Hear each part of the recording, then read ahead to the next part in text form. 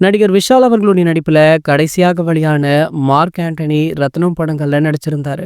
அவற்றுல Mark Antony Adhik Ravichandran இயக்கியிருந்தாரு. எதிர்பார்ப்பில்லாமல் வெளியான அந்த படம் பாத்தீங்கன்னா மகா ஹிட் ஆனது. முக்கியமாக 100 கோடி ரூபாய் வரை வசூல் செய்ததாக பாக்ஸ் ஆபீஸ் வட்டாரங்கள்ல இருந்து தகவலுமே வெளியாச்சு. அதனைத் தொடர்ந்து அவர் ஹரி இயக்கத்துல நடித்த ரத்னம் திரைப்படம் சுமாரான வரவேற்பு தான் பெற்றது. இதற்கிடையே அவர் மிஷ்கின் இயக்கத்துல துப்பறிவாளன் 2 படத்தில் நடிப்பதாக இருந்தார். ஆனால் அவருக்கும் மிஷ்கினுக்கும் இடையே மோதல் ஏற்பட்டதன் காரணமாக மிஷ்கின் அவர்கள் அந்த படத்துல இருந்து விலகிக் கொள்ள விஷால் அந்த படத்தை டைரக்ஷன் பண்ணிட்டும் இருக்காரு. படத்துடைய பணிகள் எப்போது தொடங்கும் அப்படின்னு தெரியல.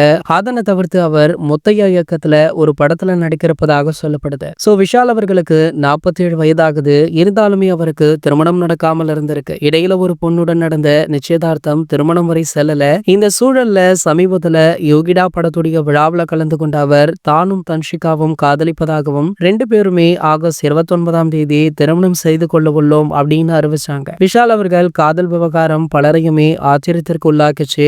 இந்த நிலையில திருமணத்திற்கு இன்னும் சிறிது நாட்களே உள்ளதால தற்போதுல இருந்தே திருமண பணிகள் மும்முரமாக போய்கொண்டிருக்கா. இந்த திருமணம் பாத்தீங்கன்னா மிக பிரம்மாண்டமாக மகாபலிபுரத்துல நடக்க உள்ளதாக சொல்லப்படுது. அது மட்டுமல்லாமல் விஷால் அவர்களும் சாய் தன்ஷிகாவுமே தற்போதுல இருந்தே திருமண பத்திரிகையை வைக்க ஆரம்பிச்சிட்டாங்களாம். அந்த வகையில பாத்தீங்கன்னா தற்போது நம்ம அஜித் அவர்களை சந்தித்து திருமண பத்திரிகையை வச்சிருக்காங்க.